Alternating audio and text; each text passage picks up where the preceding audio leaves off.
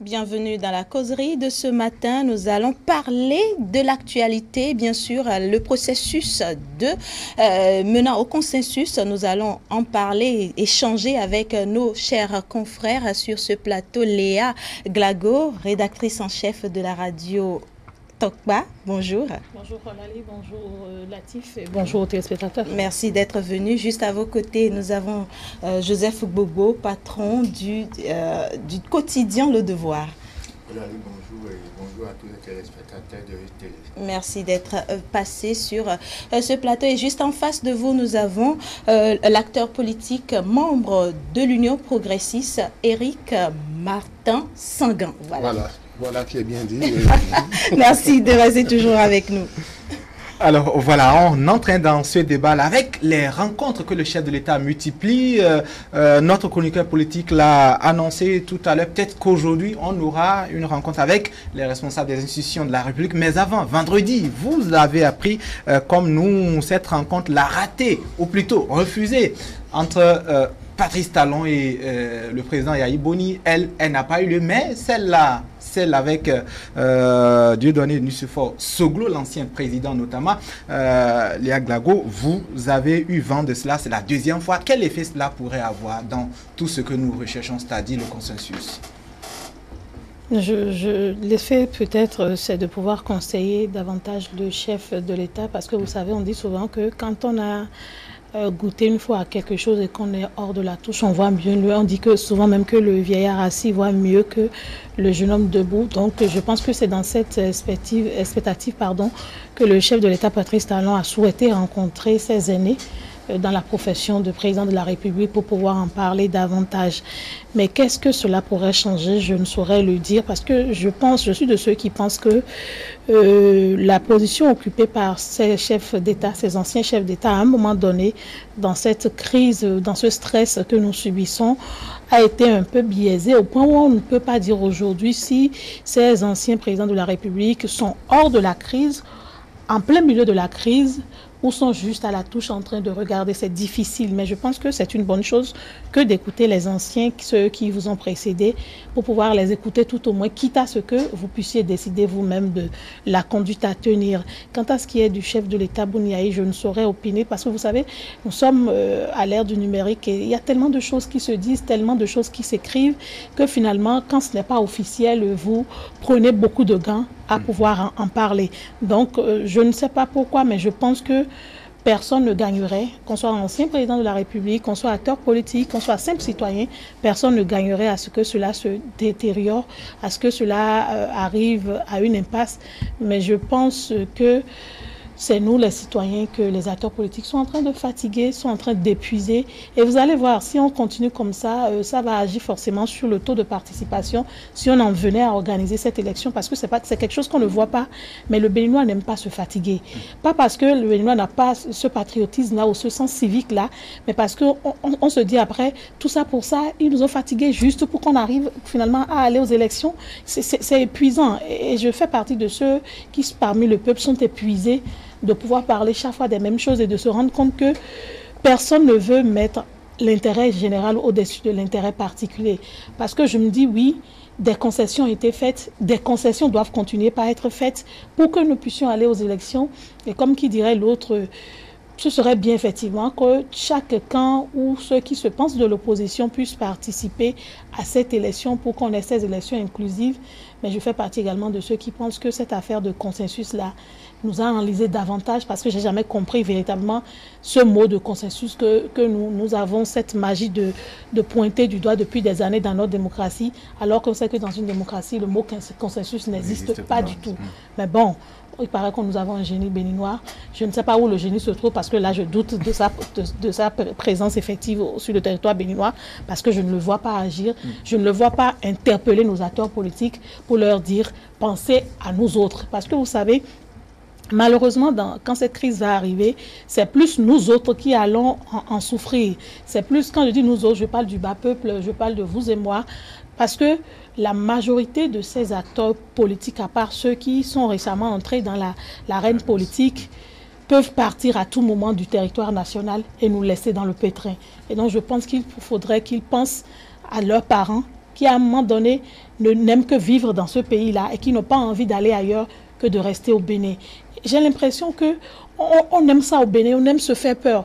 Je demande à un moment donné si ce n'est pas ça qui a fait qu'aujourd'hui il y a trop de cardiaques au Bénin. Parce qu'on pousse le bouchon tellement loin qu'on se demande, il ne faut pas lâcher, il ne faut pas lâcher. Et on aime ça, on pense que c'est ça la politique. Non, je pense qu'à un moment donné, il faut pas raidir les positions, il faut lâcher un peu du lest, il faut pouvoir écouter l'autre, faire des concessions. Moi, je n'ai pas compris ce qui s'est passé vendredi dernier, subitement avec ces différentes déclarations où chacun se tirait dessus, quand je dis chacun, les différents bords, alors qu'ils étaient censés s'entendre pour nous sortir quelque chose unanimement ensemble. C'était le vendredi des miracles, comme le voulait... Je n'ai pas compris. Comme le Mais bon, voulait comme on a encore aujourd'hui, on va espérer que la plénière d'aujourd'hui fera quelque chose, je ne sais pas. Voilà, on reviendra sur la plénière du vendredi également, opiner sur celle de ce matin. Martin Sangan, que peut-on comprendre de ces rencontres répétées entre le chef de l'État et les anciens présidents? Le président de la République, père de la nation, est dans son rôle. Et il le joue, ma foi, avec dextérité et sagesse. C'est des démarches que nous nous encourageons et que nous accompagnons pour que ces élections se passent au mieux des intérêts du peuple. Je ne dis pas au mieux des intérêts d'une frange du monde politique, non. J'ai dit au mieux des intérêts du peuple. Comme l'a dit tout à l'heure ma soeur Glago, nous avons tendance à prendre en otage la population, la paisible population. Celle-là qui nous permet au fait de vivre, parce qu'il n'y a pas de vie quand il n'y a pas de contribuable. Mais il nous arrive de faire planer, de manipuler la conscience de cette population, de lui faire peur et de lui dire « nous allons vers le chaos ». En réalité, nous n'allons vers aucun chaos. Aucun chaos. Nous sommes en train de faire les frais de nos négligences, de nos entêtements, nous conformer aux textes de la République. Et c'est ce qui est réel. C'est ce qui est réel que nous l'admettions désormais et que, dans la mesure du possible, si on peut redistribuer les cartes, qu'on les redistribue. Mais comme j'ai eu à le dire il y a tout à l'heure dans votre journal, je crois que nous sommes dans les deadlines. Les délais ne nous permettent vraiment plus d'ouvrir d'autres débats, sauf miracle, comme vous l'avez dit. Je souhaite également que ce lundi soit un lundi des miracles et que d'ici midi de l'Assemblée nationale, parce que ce n'est que de là-bas qu'on pourrait avoir la solution, on a un consensus, nous allons applaudir. Nous allons applaudir. En tout cas, moi, je parle au nom de mon bloc politique. Moi, je parle au nom de l'Union progressiste. Nous, on n'a pas peur de la compétition. On n'a aucunement intérêt à ce que nos amis d'enfance ne participent pas. Parce que nous sommes rassurés, nous sommes convaincus que sur le terrain, nous les battrons. Alors, nous voulons qu'ils viennent faire la preuve de leur capacité. Maintenant, il faut qu'ils permettent eux-mêmes. Vous ne pouvez pas être en difficulté. C'est vous qui êtes en faute et vous faites la grosse tête. Ça ne se passe pas comme ça. C'est eux qui sont en faute. Ça, ils n'ont qu'à reconnaître qu'ils sont en faute et qu'ils fassent profil bas. Ça va se régler. Voilà. Et là, on revient à vous. Dit quand même que de la position de protagoniste, pratiquement, qu'on avait un peu perçu chez Nicéphore Dieudonné Souglou, l'ancien président, à ce sourire-là, qui transparaît dans les 3 ou 2 photos qui ont fuité dans les réseaux sociaux face au chef de l'État. Est-ce que tout ça ne changera pas quelque chose, on va dire, à l'atmosphère? Je ne suis pas sûr que la seule personne de l'ancien président de la République, Nicéphore Souglou, puisse régler cette affaire-là. Je continue de croire que toutes les forces vives de la nation doivent jouer leur partition dans cette crise imminente. Parce que c'est vrai que de sa position d'il y a quelques jours à celle d'aujourd'hui, il y a un gap et que beaucoup ne font pas confiance à cette rencontre ou 2 rencontres qu'il a eues avec le président Talon. Je souhaiterais que le président Talon invite également les autres composantes de la nation, à savoir par exemple les présidents d'institutions, les syndicalistes. Il a eu à rencontrer les acteurs de la société civile déjà, qu'il associe également les dignitaires des confessions religieuses, les autorités morales de notre pays, afin qu'une issue favorable soit trouvée à ce que nous vivons actuellement. Mais Joseph Bobo, est-ce qu'il est vraiment de leur ressort de décanter la situation? Oui, bien évidemment qu'il est de leur ressort parce qu'ils font partie des forces vives de la nation. Et lorsque vous êtes dans une impasse, dans une crise, et que vous n'arrivez pas à vous en sortir, il faut forcément l'aide de tout le monde pour pouvoir trouver une solution.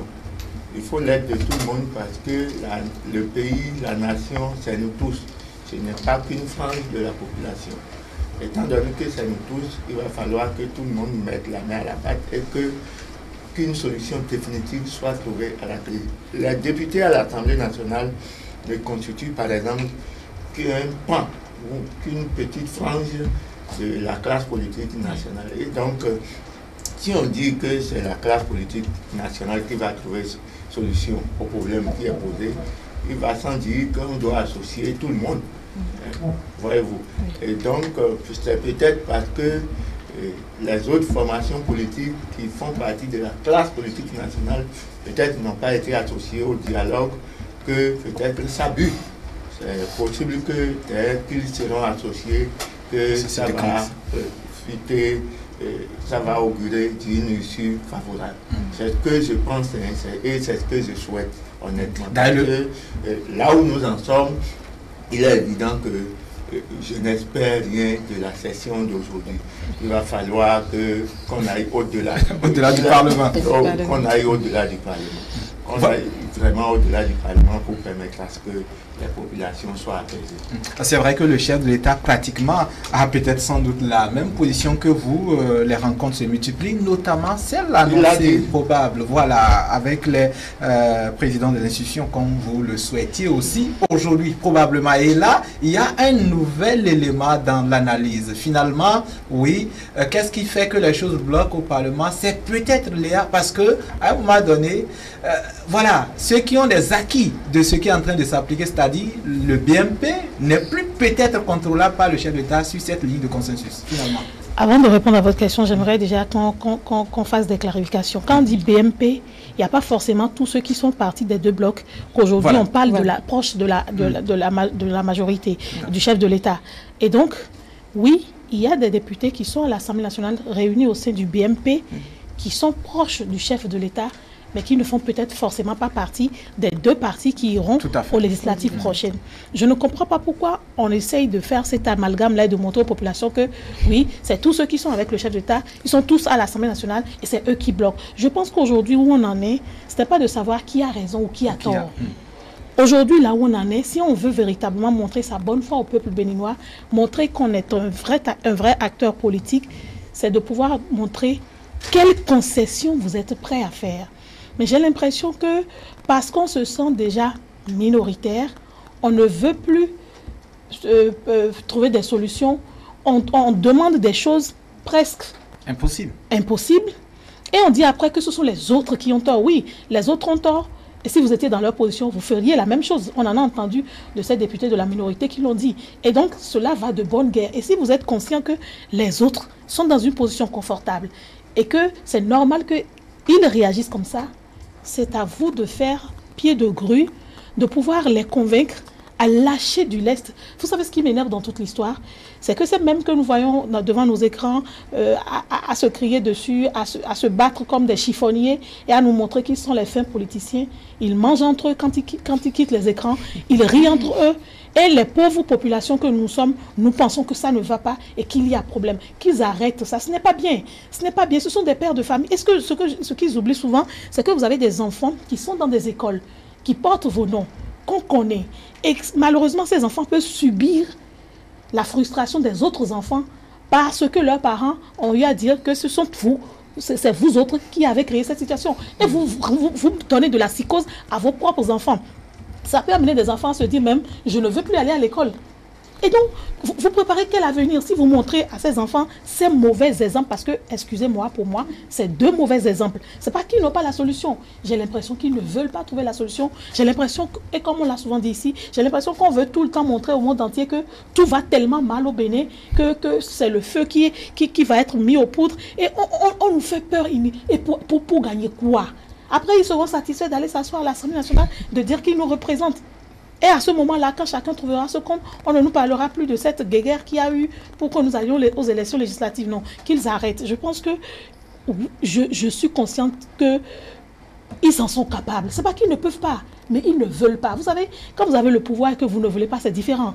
Et autant la majorité à l'Assemblée nationale, autant la minorité, ils ont tous les deux le pouvoir de trouver la solution. Pour l'instant, chacun fait du dilatoire et on se perd du temps. Mais si on continue comme ça, malheureusement, nous irons à cette élection-là avec les partis qui seront, puisque les institutions en charge de l'organisation de l'élection continuent de travailler. Et qui va se plaindre après? Non, je pense que quand on veut quelque chose, on se donne les moyens d'avoir ce quelque chose-là. Parce que les autres ne peuvent pas être toute leur vie de bonne foi. Quand on sait que le délai est en train de se rétrécir, quand on sait que le temps passe et que bientôt nous serons à la date de convocation du corps électoral. C'est vrai que d'aucuns disent, oui, le chef de l'État peut reconvoquer à nouveau le corps électoral pour rester dans le délai du 12 mai proposé entre-temps par le président de l'Assemblée nationale. Vous pensez que si on le fait, que ces gens-là, excusez du peu, voudront y aller, mais je pense que le chef de l'État gagnerait à peut-être revoir cette position-là, quitte à ce que la Sénat revoie un peu son calendrier pour qu'on y aille et pour qu'on puisse installer cette 8e mandature sans aller à une révision de la Constitution, qui déjà, on sait, ne peut pas marcher puisque chacun dit que c'est opportuniste.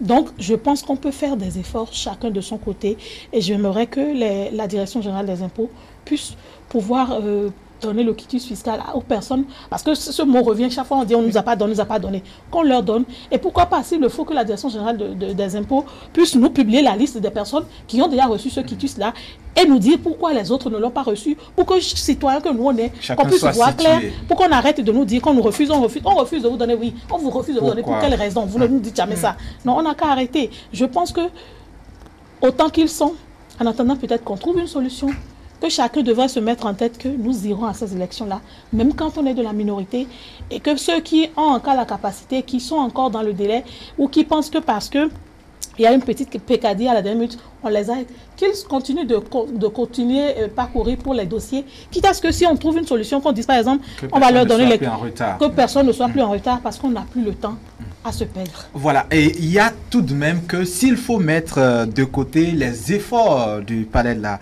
Marina, notamment avec le chef de l'État qui est au front dans la recherche du consensus, il faut mettre tout ça de côté et vous l'avez tous constaté, au Parlement, rien pratiquement à attendre. Si tel est le cas, si on joue des nez des enfants et de tous les Béninois, alors il me paraît que c'est peut-être plus simple finalement d'y aller, c'est dans 28 jours. Je ne sais pas si c'est votre avis. Non, c'est pas plus simple. C'est ce qui est normal, c'est ce qui est prévu. C'est ce qui est constitutionnel, c'est ce qui est conforme au test de la République. Le corps électoral a été convoqué pour une date butoir. Le 28 avril, nous sommes aux élections. Dans 14 jours, les campagnes. Naturellement. Donc, c'est ce qui devra normalement arriver.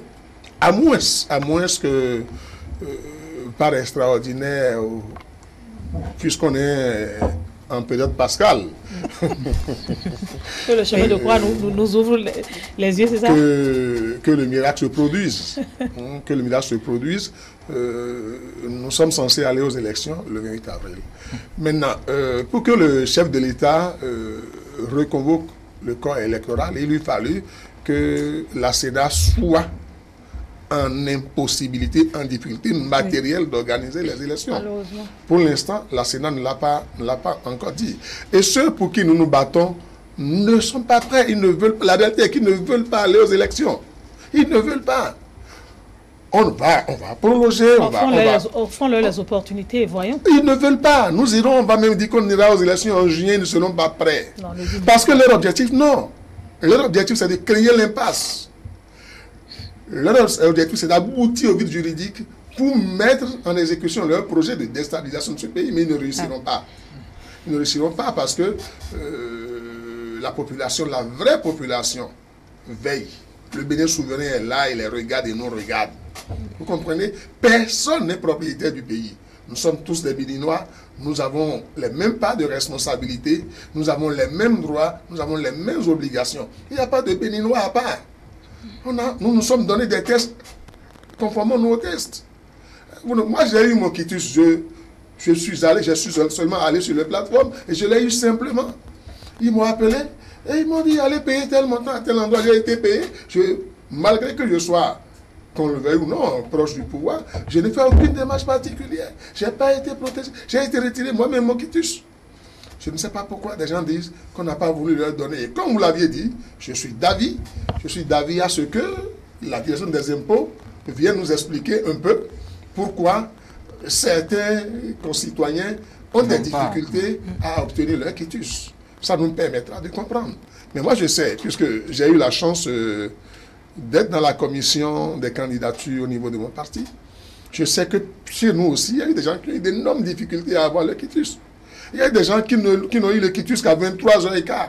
Nous devons déposer les dossiers à 0h. Vous voyez? Et il y en a qui ont été écartés parce il y en a qui ont été écartés parce qu'ils n'ont pas eu le quitus. Ce n'est pas que dans leur cas, il y en a chez nous aussi. Mais quand vous êtes un parti politique organisé, moi j'ai eu 460 dossiers d'intention de candidature. Quand vous êtes un parti politique organisé, vous ne pouvez pas manquer de 166 dossiers. Non, soyons sérieux, soyons conséquents. C'est-à-dire que nos amis ont péché par leur malorganisation ou par leur manque d'administration, par leur refus de se conformer aux tests de la République. Et aujourd'hui, ils estiment qu'il faille aller à une nouvelle conférence nationale, il faut reconvoquer les forces vives de la nation pour qu'ils viennent légiférer ou quoi. On a des lois, les lois sont là. Les lois ne souffrent de rien. Les lois ne souffrent de rien.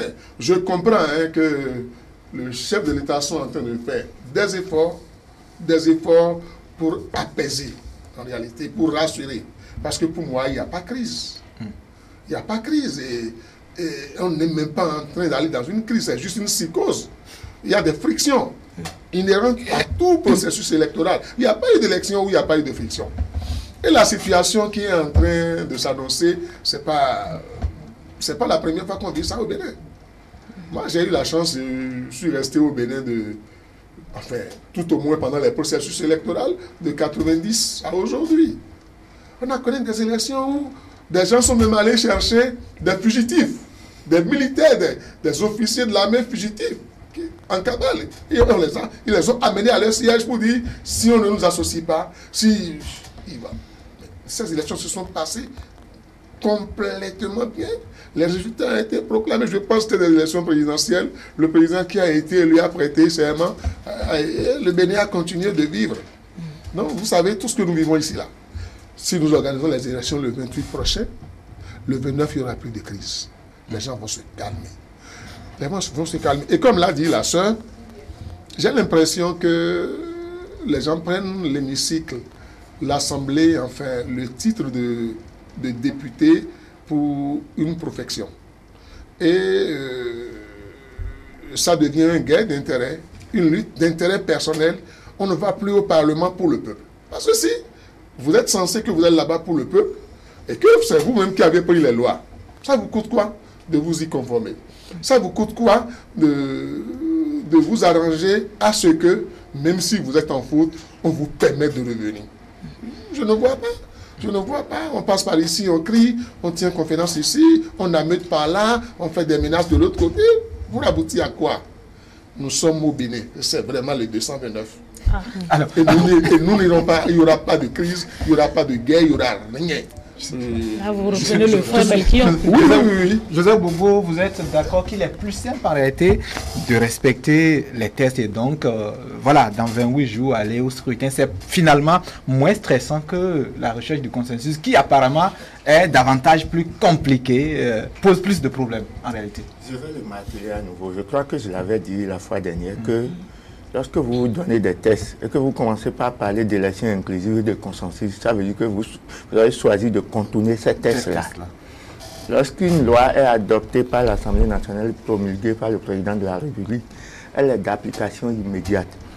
Dès lors qu'elle est d'application immédiate, tout le monde doit s'y conformer.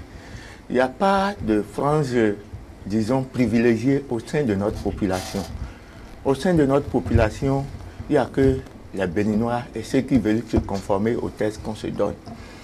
Mais on a commencé, après avoir pris les tests, on a commencé par observer les difficultés d'application parce que certains ont estimé qu'ils n'ont pas eu les documents qu'il leur fallait pour présenter leur liste de candidatures aux prochaines élections législatives. Et donc, en le disant, ils ont évoqué deux pièces majeures.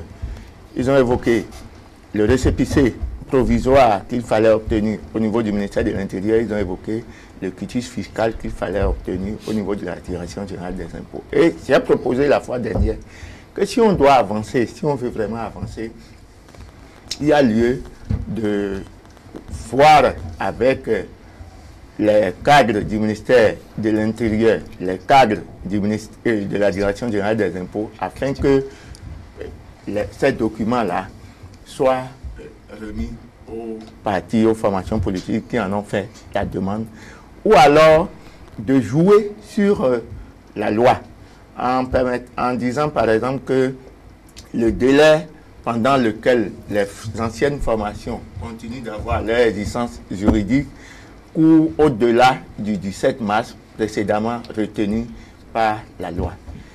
Si on ne joue pas sur ce tableau-là, il n'y a rien à dire, on sera dans l'impasse si on veut. Parce que, comme je l'ai dit, on sera dans l'impasse si on ne veut pas appliquer les tests. Alors, je vous rejoins en disant que si on tient à appliquer les tests, on va aller aux élections le 28 avril avec les formations politiques qui se sont conformées à la nouvelle charte des partis politiques et au nouveau code électoral.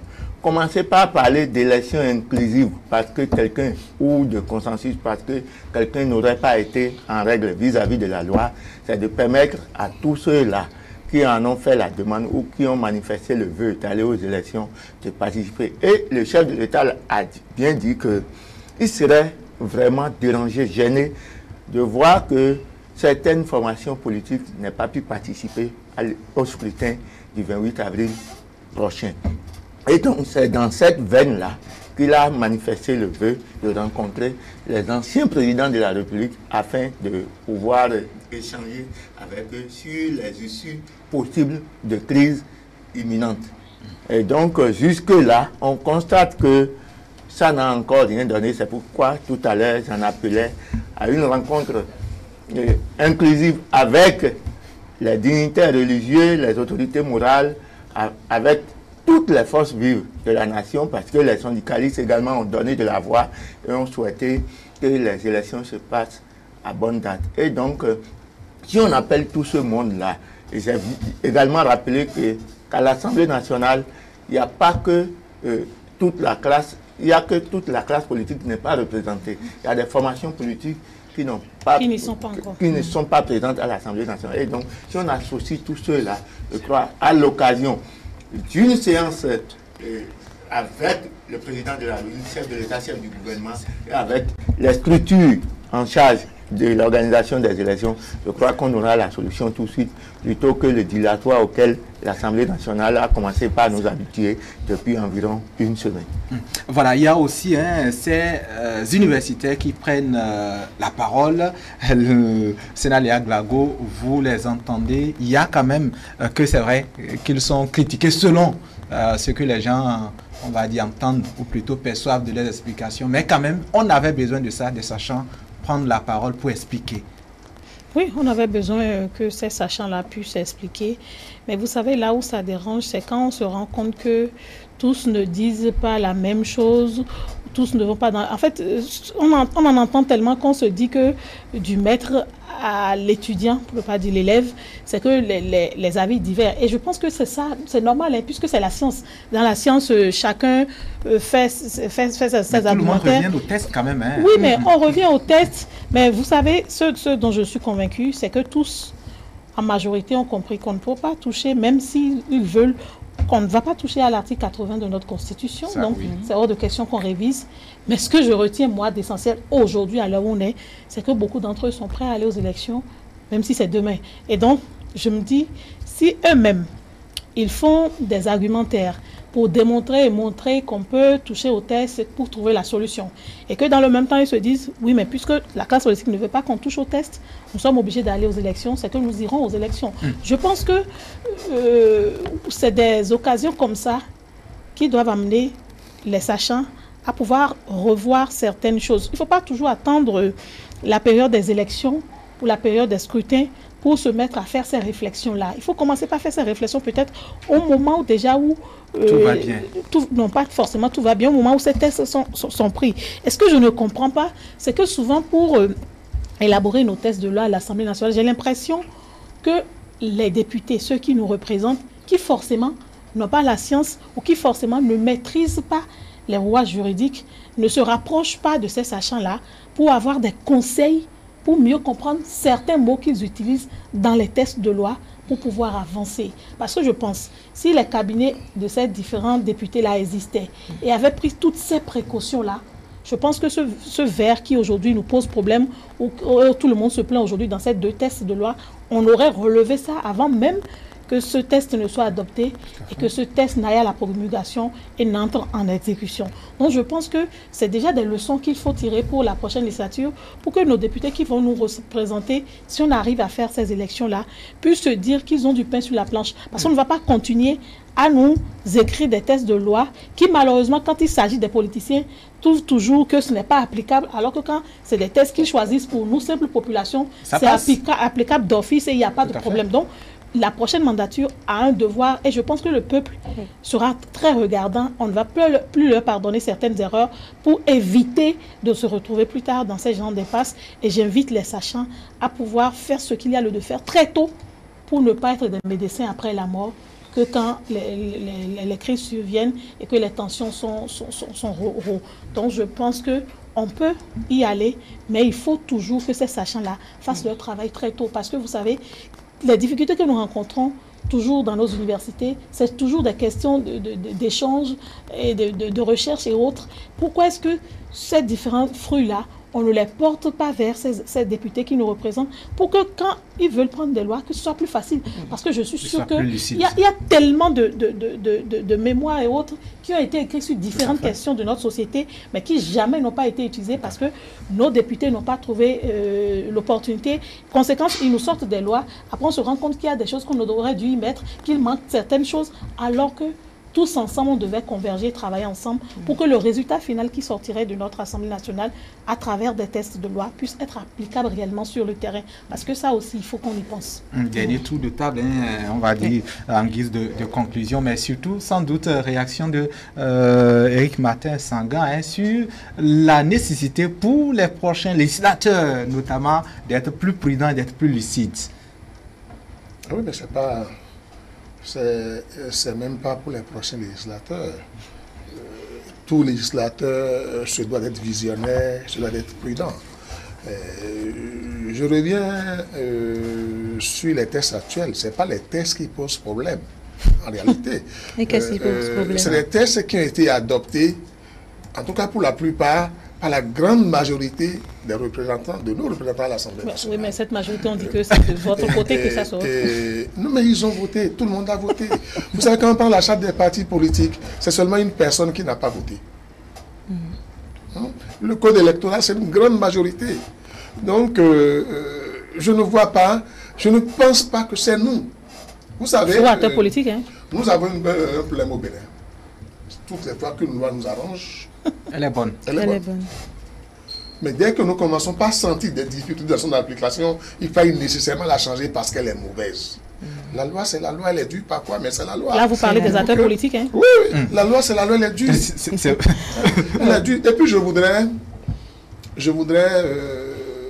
revenir sur une pensée, une phrase qu'avait prononcée de regretter mémoire le feu président de la République, Ahoma Degbe, en 91, quand nous étions dans la fièvre de l'adoption de la Constitution testée en 90.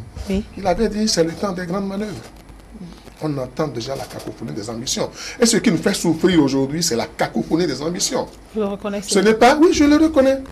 Ce n'est pas l'intention, la volonté d'aller faire mieux que ce qui a été fait jusqu'à aujourd'hui. Mais c'est plutôt, il faut que tout se passe, que ce soit moi qui aille là-bas. Voilà. Vous comprenez? Et c'est ce que je disais, les gens ne veulent pas le reconnaître. On ne peut pas. Je n'ai pas compris pourquoi on fait des remarques à des partis politiques et ils sont incapables d'aller corriger. Il n'y a pas eu de parti. Je parle du certificat de conformité. C'est les pièces qui posent problème. Oui. Nous en avons eu. Nous avons eu des remarques et nous nous sommes attelés à corriger. Nous sommes partis, c'est des choses qu'on ne dit pas sur un plateau. Nous avons dû réduire nos nombres de membres fondateurs pour parvenir à avoir le certificat de conformité. 10 secondes. Voilà. Et puis, que ceux qui n'ont pas le quitus C4, pour que ceux qui l'ont se présentent. Voilà, c'est la loi. Et qu'on s'organise mieux pour que il n'y a pas de doublons. On ne retrouve pas les mêmes militants sur 2 listes à la fois. C'est la loi. Joseph Bobo, 30 secondes. Moi, j'en appelle toujours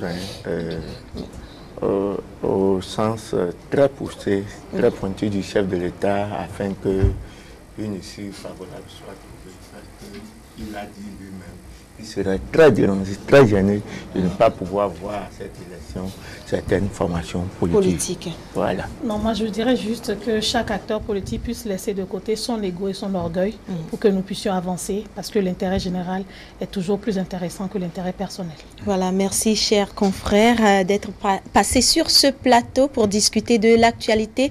Léa Glago, vous êtes rédactrice en chef de Radio Tokba, merci d'être passé. Merci. Joseph Bobo, directeur de publication du quotidien Le Devoir, merci d'être venu. Et vous, Éric Martin Sangan, voilà, acteur politique et membre de l'Union progressiste, merci d'être venu. Merci à vous aussi.